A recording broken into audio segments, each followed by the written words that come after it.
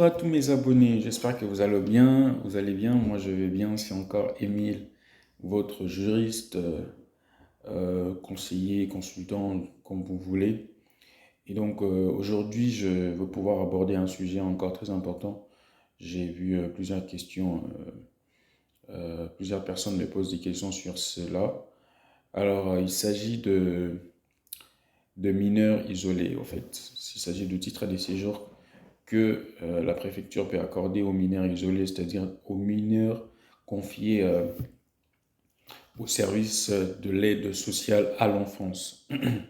Le service de l'aide sociale à l'enfance, c'est au fait le service qui s'occupe de la protection de tous les mineurs, tous les enfants en fait qui sont en danger, qui sont euh, victimes d'un signalement par un voisin ou autre, dont le parent sont en difficulté.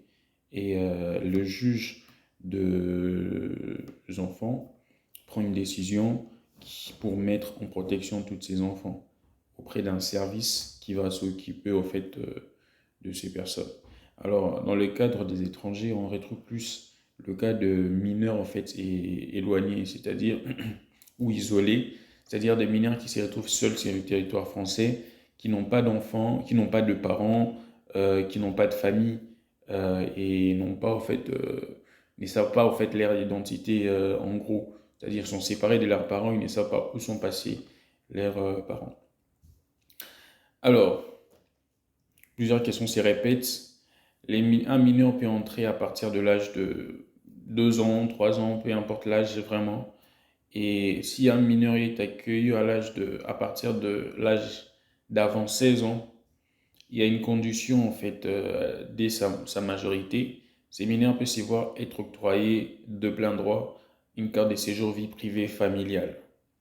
Alors quelles sont les conditions? Il faut que ces mineurs en fait aient suivi une formation tout au long de, de sa protection par l'aide sociale, mais aussi sa formation doit prouver d'une certaine une certaine sérieuxité, si je peux le dire, une formation d'un caractère sérieux tout au long et réel tout au long de sa protection. Mais aussi, la préfecture vérifie les attaches familiales que le mineur en fait, a avec son pays d'origine.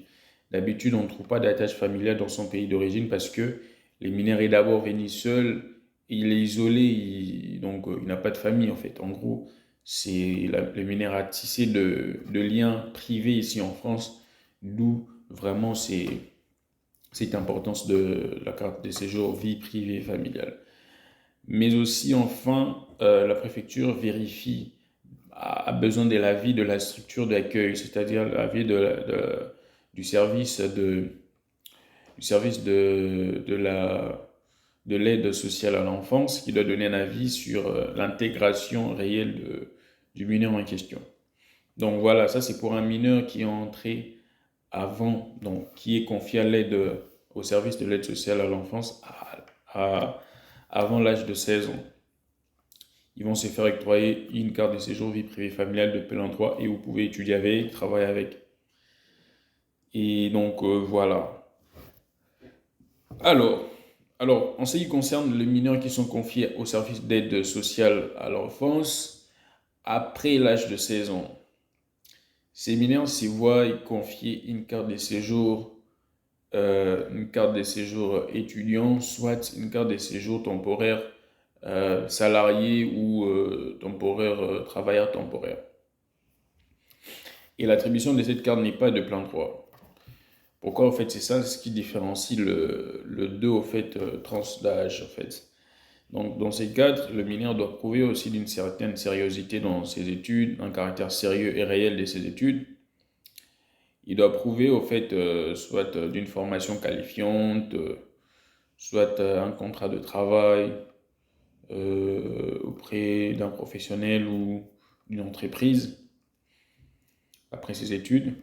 Soit le mineur, en fait, on demande aussi, la préfecture vérifie les attaches familiales, en fait, des mineurs, en fait, les attaches familiales dans son pays d'origine. Et enfin, l'avis de la structure d'accueil, c'est-à-dire du service d'aide social à l'enfance, qui donne un avis sur l'intégration réelle du mineur. Attention, la préfecture vérifie la condition d'ordre public, c'est-à-dire que ce soit le mineur qui est entré avant l'âge de 16 ans, après l'âge de 16 ans, si vous faites objet de certaines restrictions, c'est-à-dire suite à certaines infractions de grande gravité que vous avez commises sur le territoire français, vous pouvez vous faire être refusé. La préfecture pourra vous refuser l'octroi de la carte de séjour. Donc c'est vraiment une appréciation globale que la préfecture regarde pour octroyer une carte de séjour aux mineurs isolés, qu'on appelle les mineurs éloignés ou isolés.